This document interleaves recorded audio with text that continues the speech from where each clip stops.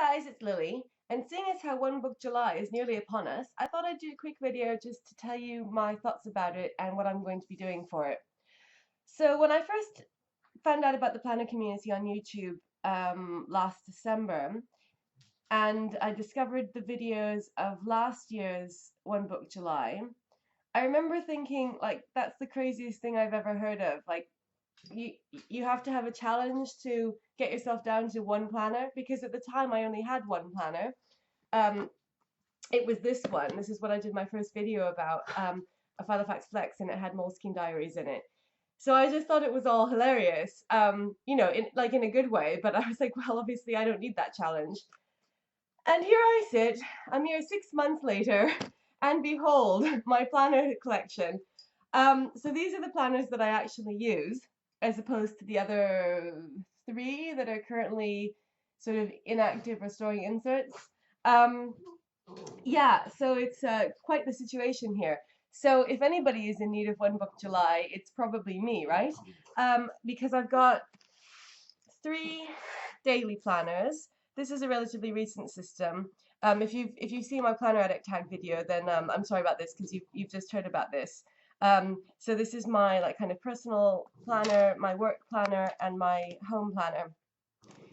Um, Sorry, that's Tails in the background. He's growling at Chewy. Here you are. That's for Tails. Okay. Um, Hopefully he'll let me continue. So, and then I've got these ones, which are like kind of my more targeted planners for specific things. So this one is my planner that organizes all of my like kind of planning related stuff, like YouTube videos and planner orders and stuff. This is the Food of Facts, so it's a meal planner. This is the Furry Facts, the pet tracker, and this one, my most recent one, is a like exercise tracker. Okay, so what to do for One Book July?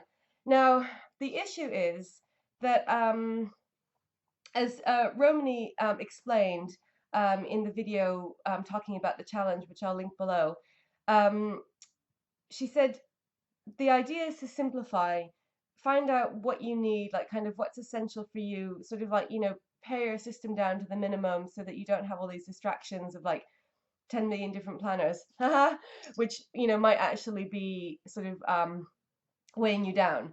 Um, I kind of think of it as a sort of like a planner, um, like spring cleaning type thing, I guess.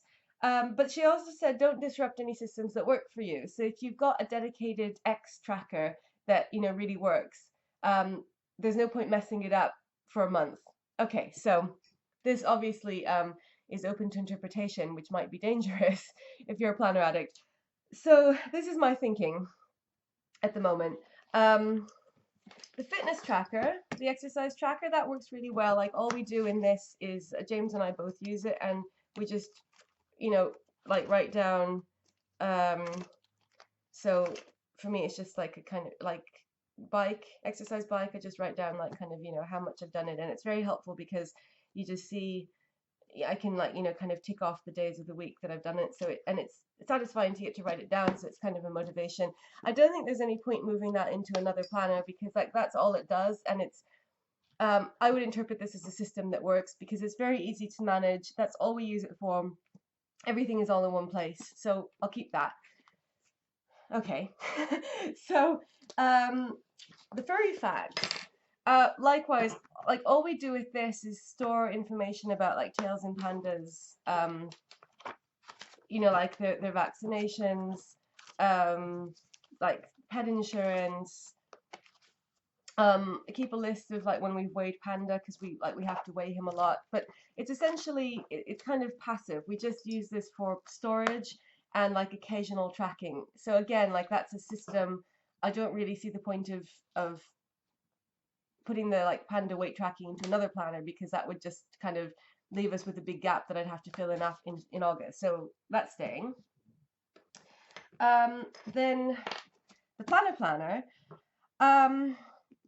There is some room to kind of streamline this a little bit, because I use this for the main two things I guess I use it for: my list of YouTube videos, which is like cannot reveal my secrets, but it's here, and Then like lists of planners that I have, which I don't really need like to keep that list. Planner supplies that I've ordered, um, which I could put in to one of my daily planners. I'm not really sure if there's a point in that though, because okay, I do order a lot of planner stuff, but it's kind of convenient having it all in one place. And like a list of planner blogs, which I don't really keep filled in, but essentially that's also kind of mostly for reference. There's also a calendar. I was using this as like a kind of a scheduler of when I'm going to do videos, but I could easily put that into my personal planner.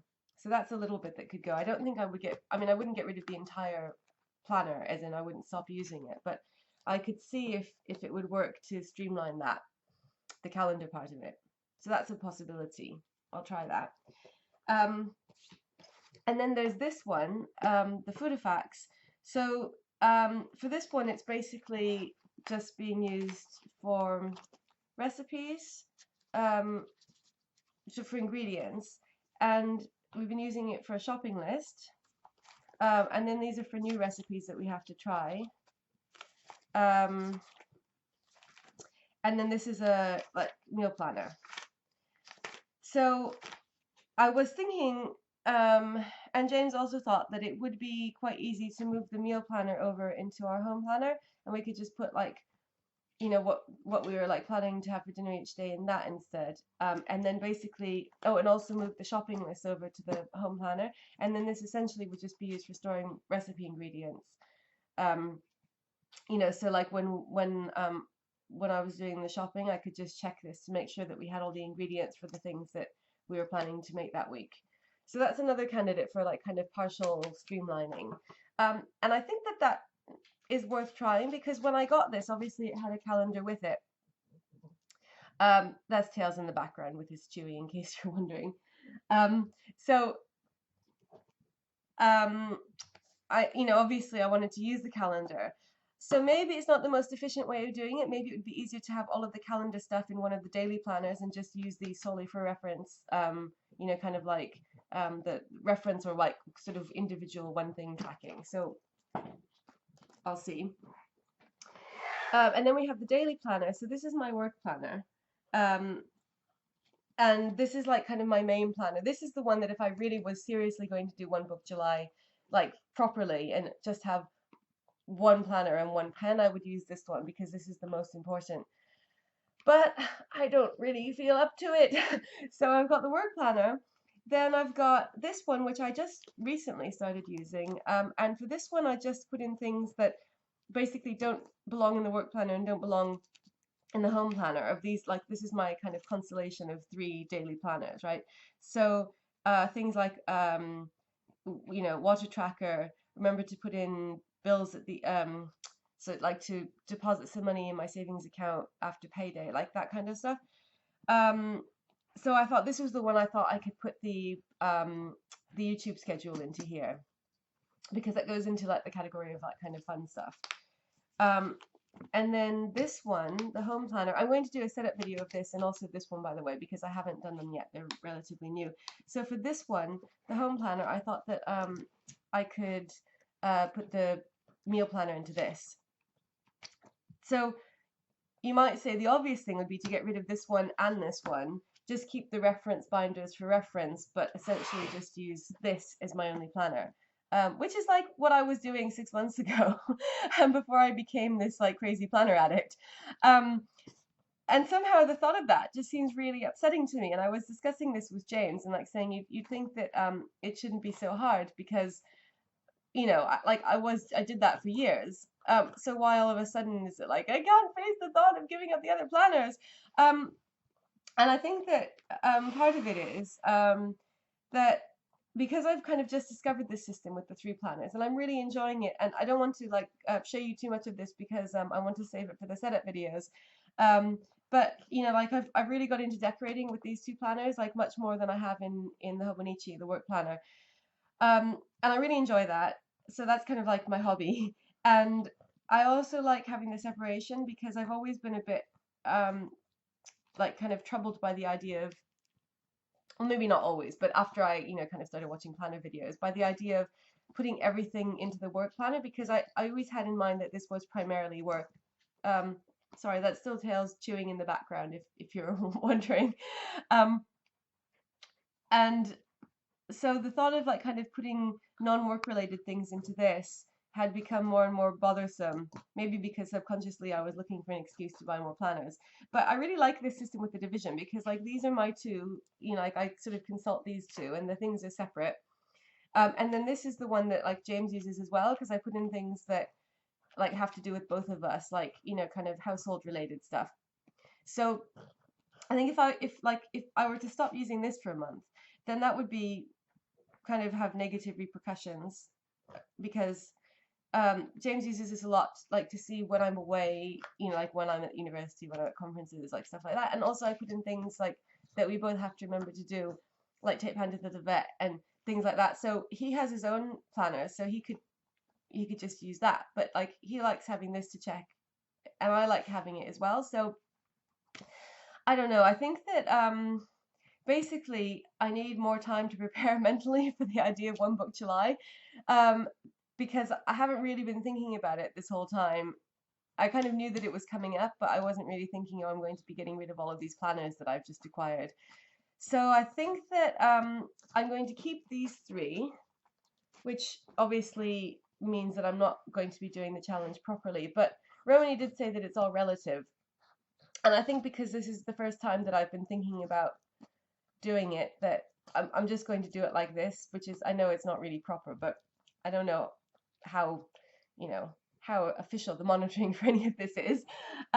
So I'm going to use these three, and I'm going to try to put everything into this that like I have been tracking in these other ones, except for the stuff like Panda, you know, weighing Panda, because it just makes sense to have it in there, or the exercise tracker. So essentially, I guess when you really get down to it, all that I'm actually doing is moving the shopping list and the meal planning into this home planner, and also moving my YouTube schedule. So yeah, there you have it. This seems to be my One Book July for 2015. So I know it's kind of pathetic, but I think that's what I'm going to do. And then I'll see how it works. And if I like having it more streamlined, relatively, then I could keep those things in here, and then I can work on a sort of more advanced One Book July for next year. So thanks a lot for watching, and I'll see you again soon.